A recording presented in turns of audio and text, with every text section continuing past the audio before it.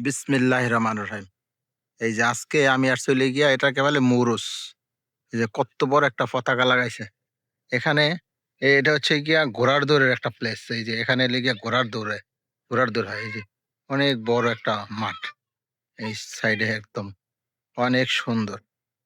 কত্ত বড় এই জিনিসটা দেখেন। মানি এ এক বিশাল বড় ধরুন জায়গাটা। কত্ত বড়।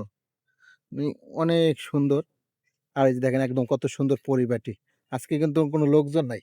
এখানে হইলে গিয়া এই সাইডে হইলে গিয়ে যে আছে, হোটেল আছে।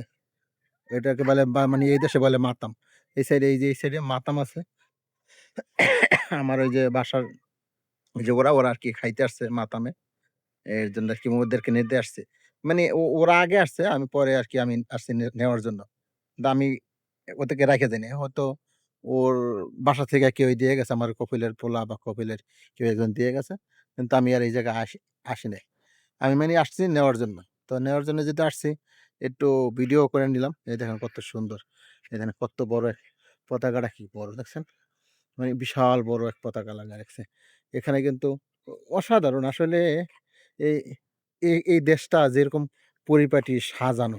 দেখেন এই জায়গাটা এ এখানে কিন্তু মানে প্রচুর পরিমাণ লোক আসে। কিন্তু একটা নোংরা নাই।